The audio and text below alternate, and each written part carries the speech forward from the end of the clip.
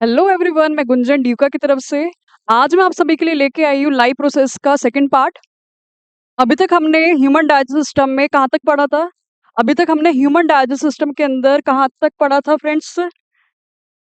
We learn about the stomach, है ना। हमने स्टमक तक हमने अच्छे से देख लिया था कि जब भी फूड अगर स्टमक तक आता है तो क्या होता है ना। तो स्टमक वॉल क्या करती है? Stomach wall produce the three things, that was the HCl, pepsin और म्यूकस। तीनों का अपना अपना काम था, है ना। फिर फूड जो होता है स्टमक से कहाँ पर आ रहा था? Stomach is enter into the small intestine. और फूड जैसे स्मॉल इंटेस्टाइन के अंदर आ रहा था तो क्या हो रहा था? जो हमारा लीवर ग्लैंड है वो क्या हो रहा था? एक्टिव हो रहा था for producing the bile juice. ठीक है ना। तो लीवर ग्लैंड ने बाइल जूस प्रोड्यूस करा था, जिसके वजह से जो एसिडिक फूड था वो कन्वर्ट हो गया था एल्कलाइन फूड के अंदर, ताकि जो स्मॉल इंटेस्टाइन की जो वॉल है वो खराब ना हो, वो बर्न ना हो। ठीक है। और बाइल जूस का एक और काम क्या था? एमल्सिफिकेशन का, फैट के बड़े ग्लोब्यूल को छोटे ग्लोब्यूल में कन्वर्ट करने का। ठीक है फ्रेंड्स, तो यहाँ तक हमने पढ़ लिया था लास्ट क्लास में कि जब फूड स्मॉल इंटेस्टाइन में आता है तो क्या होता है। ठीक है। अब देखो उसके बाद क्या होता है। As the food is enter into the small intestine, जैसे ही फूड स्मॉल इंटेस्टाइन में आया तो लीवर ग्लैंड के साथ साथ दूसरी ग्लैंड भी एक्टिव हो जाती है, जिसका नाम क्या है? पेंक्रियाज।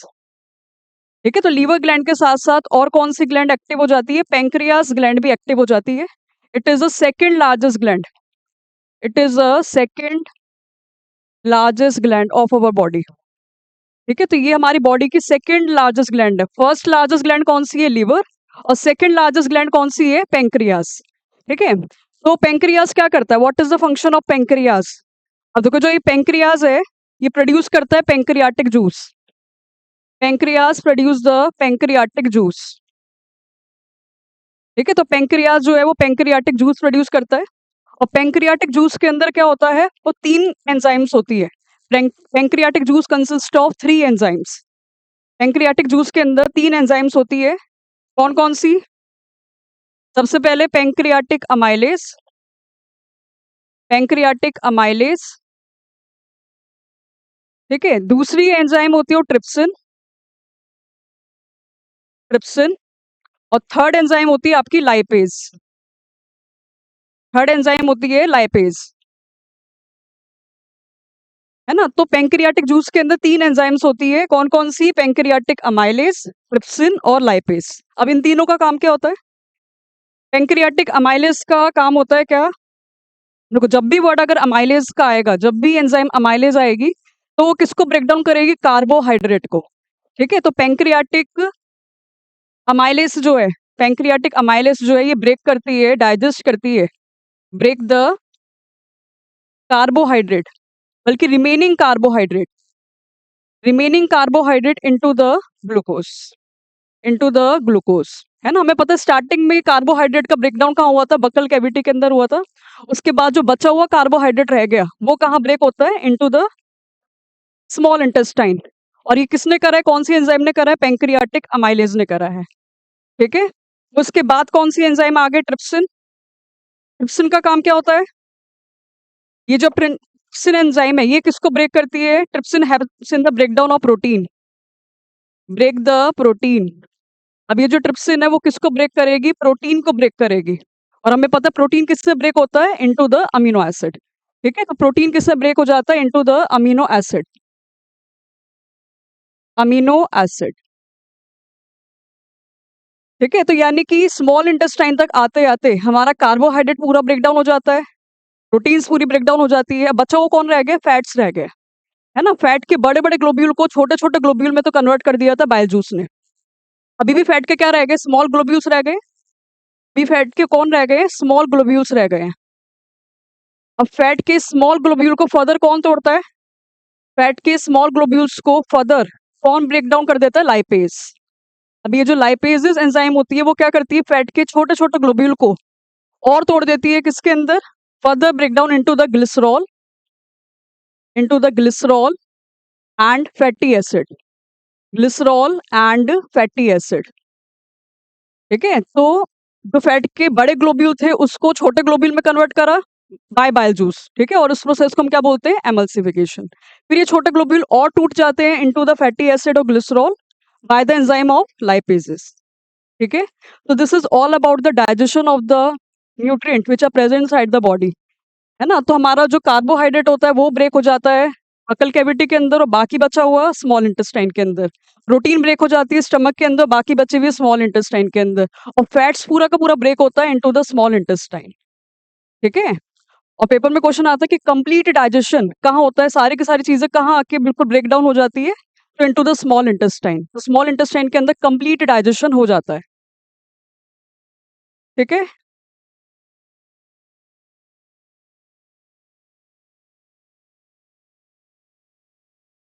ठीक है, तो ये आप नोट डाल के लिख लो कि complete digestion occur in complete digestion occur in small intestine। ये सारी की सारी चीजें कहाँ आके ब्रेक हो जाती है, स्मॉल इंटेस्टाइन में आके ब्रेक हो जाती है ना। और एक बार और अगर हम रिकॉल करें कि कार्बोहाइड्रेट किस में ब्रेक हो रहा था, carbohydrate break into the glucose, protein break into the amino acid, protein break into the amino acid. और जो फैट्स होते हैं, फैट किस में ब्रेक डाउन हो जाता है, into the glycerol, into the glycerol and fatty acid, glycerol and fatty acid. ठीक है, तो this is the whole digestion of the process, digestion of the food. ठीक है।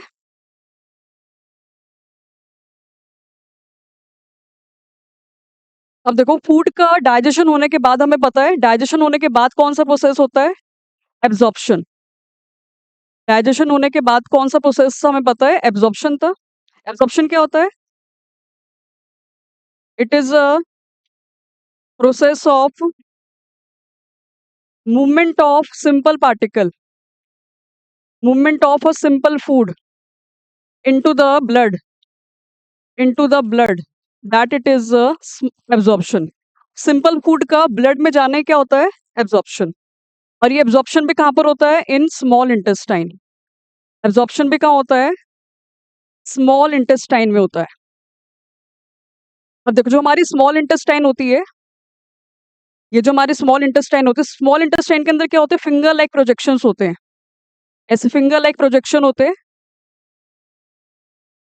स्मॉल इंटेस्टाइन के अंदर कौन होते हैं, फिंगर लाइक प्रोजेक्शन होते हैं। अब इन फिंगर लाइक प्रोजेक्शंस को हम क्या बोलते हैं, फिंगर लाइक प्रोजेक्शंस को बोला जाता है विल्लाई। इन फिंगर लाइक प्रोजेक्शंस को हम क्या वर्ड देते हैं, विल्लाई। ठीक है, तो स्मॉल इंटेस्टाइन के अंदर विल्लाई होती है, फिंगर लाइक प्रोजेक्शन होती है, जो क्या करते हैं, सिंपल पार्टिकल को स्मॉल इंटेस्टाइन से कहाँ भेज देते हैं, इनटू द ब्लड। ठीक है, तो जो ग्लूकोज होगा, अमीनो एसिड्स होंगे, फैटी एसिड्स होंगे, वो इस विल्लाई के थ्रू कहाँ चले जाएंगे, इनटू द ब्लड चले जाएंगे। ठीक है, तो स्मॉल इंटेस्टाइन से सिंपल पार्टिकल का ब्लड में जाने क्या होता है, एब्जॉर्प्शन। जो कौन हेल्प करता है, विल्लाई हेल्प करते हैं, which are the finger like projection. ठीक है, तो ये विल्लाई क्या करते हैं, transmit the simple food into the blood. Simple food को कहाँ भेज देते हैं, ब्लड में भेज देते हैं। और साथ में विल्लाई क्या करते हैं, it increases the surface area for the absorption. ज्यादा से ज्यादा पार्टिकल ब्लड के अंदर जा सके तो वो कौन हेल्प करता है, विल्लाई हेल्प करता है। ठीक है, तो विल्लाई help in the increasing the absorption process. It increase the surface area for absorption, surface area for absorption। ठीक है, पेपर में क्वेश्चन आता है what is the function of विल्लाई। तो विल्लाई क्या करता है, ये फिंगर लाइक प्रोजेक्शन है जो स्मॉल इंटेस्टाइन के अंदर होते हैं, करते क्या है, ये सिंपल पार्टिकल को ब्लड के अंदर भेजते हैं, एब्जॉर्प्शन का काम करते हैं। As well as it increase surface area को बढ़ाते हैं फॉर द एब्जॉर्प्शन, ताकि ज्यादा से ज्यादा पार्टिकल स्मॉल इंटेस्टाइन से कहा जा सके, ब्लड में जा सके। ठीक है,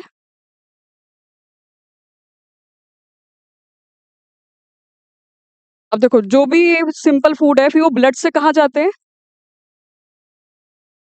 तो ये जो सिंपल फूड है ये ब्लड से कहाँ जाते हैं, तो ये ब्लड से जाते हैं टू द सेल्स, है ना। ब्लड से ये जो सिंपल फूड है वो कहाँ जाएगा, हमारी सेल्स में जाएगा। Simple food from blood reaches to reaches to our body sales.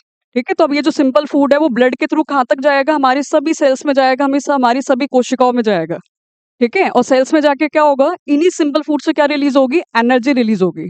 और हमने प्रीवियस देखा था सिंपल फूड से एनर्जी का रिलीज होना क्या होता है? एसिमिलेशन, जिससे हम सिंपल फूड को यूटिलाइज कर रहे हैं। ठीक है, तो फोर्थ स्टेप कौन सा आ गया? एसिमिलेशन का। फोर्थ स्टेप कौन सा आ गया? एसिमिलेशन का।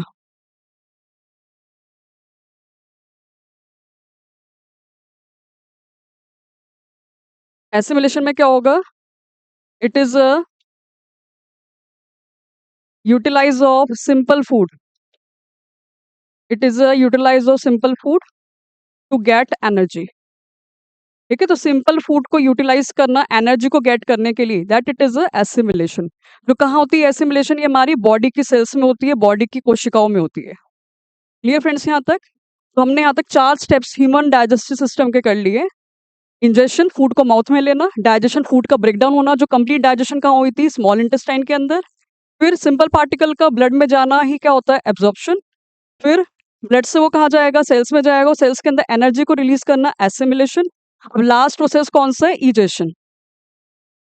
लास्ट प्रोसेस कौन सा है? इजेशन। तो इजेशन क्या होता है? वेस्ट का रिमूव होना। ठीक है, it is a removal of solid waste. It is a removal of solid waste. Important याद रखना है, सॉलिड वेस्ट का रिमूव होना। It is a removal of solid waste from the anus. ठीक है, तो एनस से सॉलिड वेस्ट का रिमूव होने क्या होता है? इजेशन। ठीक है, फिर जो भी सॉलिड वेस्ट होगा वो क्या होगा? वो एनस से रिमूव हो जाएगा, और जो भी सॉलिड वेस्ट होता है वो स्टोर कहाँ हो जाता है? Into the rectum. और रेक्टम में स्टोर होने के बाद it will be coming out from the anus. ठीक है, तो यहाँ तक हम वो ह्यूमन डाइजेस्ट सिस्टम को कंप्लीट कर लिया है, यानी कि ह्यूमन न्यूट्रिशन और न्यूट्रिशन टॉपिक आपका पूरा कंप्लीट हो जाता है। ठीक है, now discuss the second topic. वो इसके बाद जो सेकंड लाइफ प्रोसेस है वो आपको कौन सा है? रेस्पिरेशन। ठीक है, सेकंड प्रोसेस कौन सा है? रेस्पिरेशन। ठीक है, सारे प्रोसेस आपके एक दूसरे से जुड़े हुए हैं। न्यूट्रिशन के बाद ही हमारी बॉडी के अंदर कौन सा प्रोसेस स्टार्ट होता है? रेस्पिरेशन। ठीक है, अब देखो रेस्पिरेशन क्या होता है? रेस्पिरेशन एक आपको एक केमिकल प्रोसेस है जिसमें हम ग्लूकोज से क्या गेट करते हैं? एनर्जी। तो ग्लूकोज से एनर्जी का मिलना ही क्या होता है? रेस्पिरेशन। ठीक है, तो ग्लूकोज से एनर्जी को गेट करने क्या होता है? रेस्पिरेशन। अब देखो ग्लूकोज से एनर्जी को गेट करने के लिए हमें क्या चाहिए होती है? गैस चाहिए होती है। ऑक्सीजन किसी ऑर्गेनिज्म को चाहिए होती है और कुछ ऑर्गेनिजम्स को नहीं चाहिए होती है। ठीक है, तो ऑक्सीजन को लेना और कार्बन डाइऑक्साइड को रिलीज करने क्या होता है? ब्रीदिंग। है ना, ब्रीदिंग क्या है? ऑक्सीजन को लेना और कार्बन डाइऑक्साइड को रिलीज करने क्या होता है? ब्रीदिंग। ठीक है, तो रेस्पिरेशन क्या था? रेस्पिरेशन को अगर हम देखें तो ग्लूकोज से एनर्जी को गेट करना ही क्या होता है?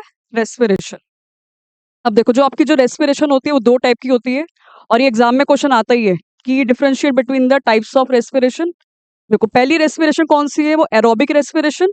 और दूसरी कौन सी? Anaerobic respiration. देखो एरोबिक वर्ड ही क्लियर हो रहा है। एरोबिक मतलब क्या होता है? एयर। है ना, तो जो रेस्पिरेशन एयर की प्रेजेंस में होता है उसको क्या बोलते हैं? Aerobic respiration. ठीक है, तो ब्रेकडाउन ऑफ ग्लूकोज, ग्लूकोज का ब्रेकडाउन अगर ऑक्सीजन की प्रेजेंस में हो रहा है, ग्लूकोज अगर ऑक्सीजन की प्रेजेंस में टूट रहा है तो उसको हम बोलेंगे एरोबिक रेस्पिरेशन। अगर बिना oxygen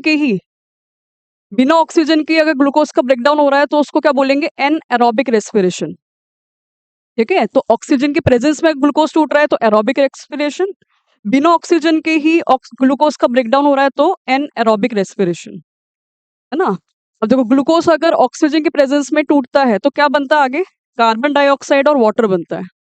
if the glucose is break down in the presence of oxygen then it will form the carbon dioxide and water. है ना, अगर ग्लूकोज अगर बिना ऑक्सीजन के ब्रेक डाउन हो रहा है तो क्या बनता है? Ethanol and carbon dioxide.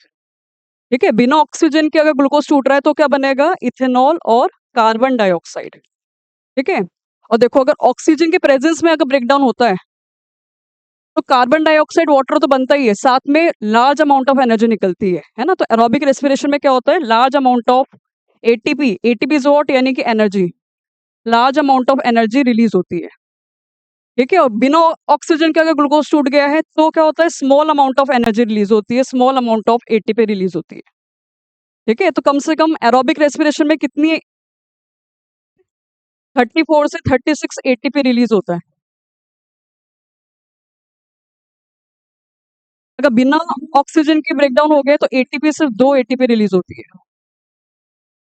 ठीक है, एरोबिक रेस्पिरेशन किसमें होता है, जो बड़े ऑर्गेनिज्म है, क्योंकि बड़े ऑर्गेनिज्म को ज्यादा एनर्जी चाहिए। तो एरोबिक रेस्पिरेशन किसमें होता है, हम ह्यूमंस में होता है, प्लांट्स में होता है और बड़े बड़े एनिमल्स में होता है।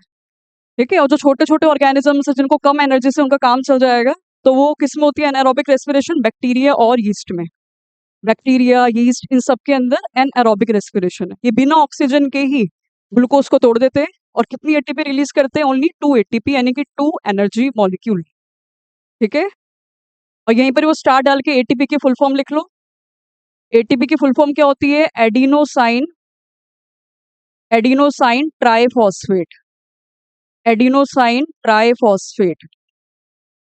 तो एरोबिक रेस्पिरेशन के अंदर 34 से लेकर 36 एटीपी रिलीज हो जाती है, जो इस्तेमाल होती है हमारे काम करने के लिए। और एन एरोबिक रेस्पिरेशन में सिर्फ 2 एटीपी रिलीज होता है। ठीक है, तो ये क्वेश्चन आपको बहुत अच्छे से करना है, क्योंकि वेरी इंपॉर्टेंट क्वेश्चन है, पेपर में आता है कि give the difference between the aerobic and anaerobic respiration. ठीक है, अब देखो आगे का हम देखें कि अब ये जो रेस्पिरेशन है इसके कितने स्टेप्स होते हैं, what are the basic steps of the respiration. Very important ये। देखो सबसे पहले तो क्या हुआ, जो हमारा ग्लूकोज है वो ब्लड से कहाँ पर आया, सेल में आया। ग्लूकोज ब्लड से कहाँ पर आया, सेल में आया। फिर जैसे ग्लूकोज सेल के किस में आता है, साइटोप्लाज्म में आता है। किस में आता है, ग्लूकोज सेल के साइटोप्लाज्म में आता है। तो ग्लूकोज के दो पार्ट्स हो जाते हैं, ग्लूकोज के दो टुकड़े हो जाते हैं, है ना। अब देखो ग्लूकोज के अंदर कितने कार्बन होते हैं, ग्लूकोज के अंदर 6 कार्बन होते हैं। और जैसे ही ग्लूकोज हमारा किस में आया, साइटोप्लाज्म में आया, इसके दो पार्ट्स हो जाएंगे, जिससे क्या हो जाएगा, 3-3 कार्बन वाले दो मॉलिक्यूल्स बन जाएंगे। ठीक है, जिसको क्या बोलते हैं, पायरुवेट, यानी कि दो पायरुवेट बन जाएगा। तो ग्लूकोज जैसी साइटोप्लाज्म में आया, इसके दो पार्ट्स हो गए और हर एक पार्ट को क्या बोलते हैं, पायरुवेट। पायरुवेट में कितने कार्बन है, 3 कार्बन, और ग्लूकोज में कितने कार्बन थे, 6 कार्बन। ठीक है, अब ग्लूकोज का पायरुवेट में टूटना ही क्या कहलाता है, ग्लूकोज का पायरुवेट में ब्रेकडाउन होने क्या कहलाता है, ग्लाइकोलाइसिस। क्या बोलते हैं इसे, ग्लाइकोलाइसिस। ग्लूकोज का पायरुवेट में टूटने क्या होता है, ग्लाइकोलाइसिस, जो कहाँ होता है, साइटोप्लाज्म में होता है। और ये जो स्टेप है ये दोनों के अंदर होता है, चाहे वो एरोबिक रेस्पिरेशन हो या फिर एन एरोबिक रेस्पिरेशन हो। वेरी इंपॉर्टेंट ये, अकर इन बोथ रेस्पिरेशन, दोनों रेस्पिरेशन का पहला स्टेप जो है वो यही है, चाहे वो एरोबिक हो या फिर एन एरोबिक हो। सबसे पहले ग्लूकोज साइटोप्लाज्म में आएगा, इसके दो पार्ट्स हो जाएंगे और हर एक पार्ट को आप क्या बोलोगे, पायरुवेट। ठीक है, अब देखो यहाँ से अब दो स्टेप्स आ जाते हैं। अगर पायरुवेट जो है, पायरुवेट को अगर ऑक्सीजन नहीं मिला, अगर पायरुवेट को ऑक्सीजन नहीं मिला, पायरुवेट किस में टूट जाता है, दो कार्बन डाइऑक्साइड में, ग्लूकोज, पायरुवेट किस में टूट जाएगा, इथेनॉल में। इथेनॉल एक कार्बन डाइऑक्साइड मॉलिक्यूल में और सिर्फ 2 एटीपी रिलीज करेगा।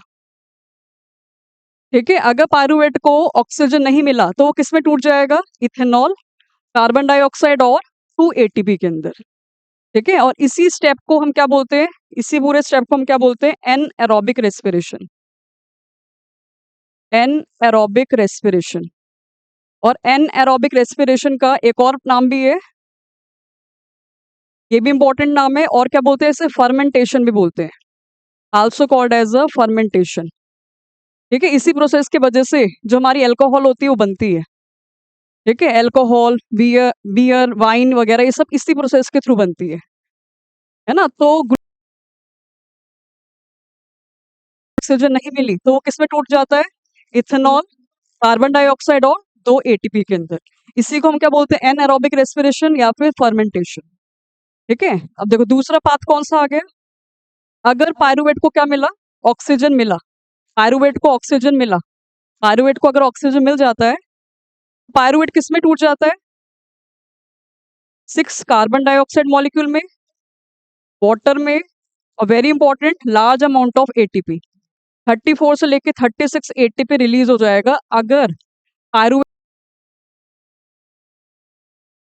ठीक है। और इस बात को हम क्या बोलते हैं, इस बात को हम क्या बोलते हैं, aerobic respiration. This path is called as a aerobic respiration, जो हम बड़े ऑर्गेनिजम्स में होती है क्योंकि हमें ज्यादा एनर्जी चाहिए अपना काम करने के लिए।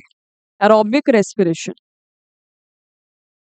ठीक है, पेपर में आ जाता है। और ये साथ में ये जो एरोबिक रेस्पिरेशन का ये वाला जो पार्ट है, ये कहाँ होता है, इन माइटोकॉन्ड्रिया। ठीक है, ये जो स्टेप है ये कहाँ होता है, इन माइटोकॉन्ड्रिया। तभी माइटोकॉन्ड्रिया को क्लास 9th में हमने क्या पढ़ा, it is called as a power house of the cell in mitochondria. तो एरोबिक रेस्पिरेशन कहाँ होती है, माइटोकॉन्ड्रिया के अंदर होती है, जहां large amount of ATP release होगा। ठीक है, तो this is a basic step of the respiration. Paper में आता है कि हाउ ग्लूकोज इज ऑक्सीडाइज, तो यू विल से कि अगर सबसे पहले तो क्या होगा, ग्लूकोज के दो पार्ट्स हो जाएंगे साइटोप्लाज्म के अंदर, हर एक पार्ट को क्या बोलते हैं, पायरुवेट। पायरुवेट को ऑक्सीजन नहीं मिला तो it will break down into the carbon dioxide, ethanol and 2 ATP molecule, जो किसमें होता है, साइटोप्लाज्म में ही होता है। इसी प्रोसेस को हम फर्मेंटेशन भी कहते हैं, है ना। अगर ऑक्सीजन मिल गया तो क्या बनेगा, कार्बन डाइऑक्साइड, वाटर और लार्ज अमाउंट ऑफ एटीपी।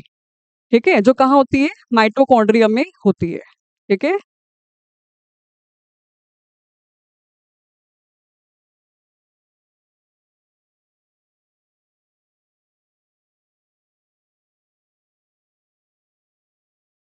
अब देखो एक बीच का स्टेप होता है, अब एक मिडल स्टेप है जिसमें क्या होता है, ऑक्सीजन जो है हमारी बॉडी के अंदर, हमारी मसल सेल्स के अंदर क्या हो जाए, अगर ऑक्सीजन की लैक हो जाए, ऑक्सीजन की कमी हो जाए, ठीक है, इफ, ये पेपर में भी जरूर पूछते हैं, if lack of oxygen takes place, if lack of oxygen takes place, अगर ऑक्सीजन की क्या हो जाए, कमी हो जाए, किसके अंदर, इन मसल सेल्स, हमारी जो मसल सेल्स है अगर उसमें क्या हो जाए, ऑक्सीजन की कमी हो जाए। ठीक है, ऑक्सीजन की कमी कब होती है, जब हम क्या करते हैं, सीवियर एक्सरसाइज करते हैं, जब हम बहुत ज्यादा एक्सरसाइज कर रहे हैं, या फिर एक्सरसाइज, या फिर हम फास्ट रनिंग कर रहे हैं, तो इस टाइम पर क्या होता है, हमारी मसल सेल्स के अंदर ऑक्सीजन की कमी हो जाती है, जितनी ऑक्सीजन चाहिए उतनी नहीं मिलती है ना। तो ऐसे केस में क्या होता है, जो हमारा पायरुवेट है वो किस में बदल जाता है, pyruvate is convert into the lactic acid. Pyruvate जो होता है वो लैक्टिक एसिड में बदल जाता है। ठीक है, वेरी इंपॉर्टेंट, अगर मसल सेल्स के अंदर ऑक्सीजन की कमी हो जाए, पायरुवेट किस में बदल जाता है, लैक्टिक एसिड में बदल जाता है। ठीक है, और लैक्टिक एसिड के बनने के वजह से हमारी मसल्स के अंदर क्या आ जाती है, स्टिफनेस आ जाती है, मसल्स के अंदर स्टिफनेस आ जाती है, साथ में क्या पड़ जाते हैं, क्रैम्प्स पड़ जाते हैं। ठीक है, जिससे हम, we are not able to move, है ना, जिसकी वजह से हम क्या कर पाते हैं, भाग नहीं पाते हैं, इवन चल भी नहीं पाते हैं। ठीक है, तो अगर due to the severe exercise और रनिंग, तो क्या होता है, पायरुवेट जो होता है वो किस में बदल जाता है, लैक्टिक एसिड में बदल जाता है, और लैक्टिक एसिड के बनने की वजह से क्या होता है, हमारी मसल्स क्या हो जाती है, स्टिफ हो जाती है, क्रैम्प्स पड़ जाते हैं, है ना। तो क्या सजेस्ट किया जाता है कि हमें थोड़ी देर रिलैक्स करना चाहिए ताकि ऑक्सीजन की जो कमी है वो पूरी हो जाए, एंड देन लैक्टिक एसिड की जो एक्युमुलेशन है वो खत्म हो जाए। ठीक है,